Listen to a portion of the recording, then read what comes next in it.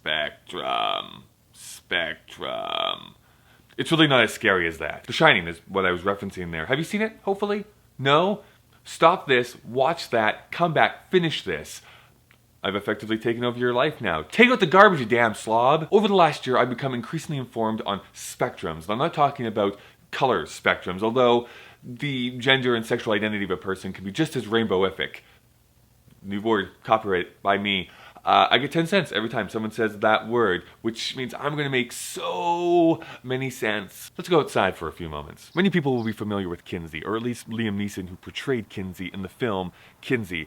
That's a lot of Kinseys, and also a really embarrassing movie to watch with one's parents. So awkward sex aside, Kinsey, the real one, offered this sexual spectrum back in a time when this was considered pretty revolutionary. It was called the Kinsey Scale and was numbered 0 to 6, from completely heterosexual man or woman to completely homosexual man or woman. Where my threes at? But as much as that opened up people's minds to what sexuality entailed, it did not include everything. What about people who identified as asexual? And what about gender? I'll admit that up until a few months ago, I was still stuck with this man-woman binary in my head. Thank you, Plane, for being stupid. And once again, I feel completely out of my depth. Let's go back inside.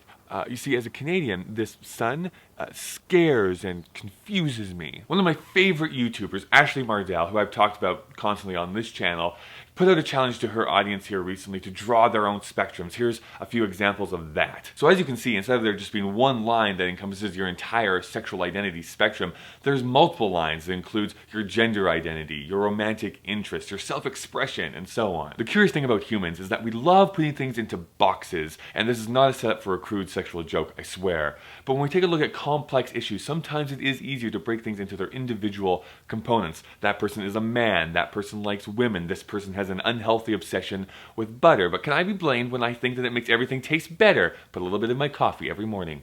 When we take that step back and we realize that we've put this really complex topic into a single box, we can realize that that is much too simplistic. It's way too limiting for us. Humans get this really bad rap for being too loud, too abrasive, too slow to adapt to changing cultures, constantly going through get-rich-quick schemes, and oftentimes being huge dicks and forgetting to be awesome. The truth is that we're kind of an amazing set of cells and electrical impulses. Our identities do not deserve to be hidden away in a box and stuffed away into a closet. Out in the open, they can become beautiful works of art. Have I convinced you I'm a huge hippie yet? So what do you think about spectrums? Let me know down in the comments below. This is mine that I hastily drew here just a few moments ago. I really hope my mother puts it up on her fridge. My name is Kyle. I will see you all again next Thursday.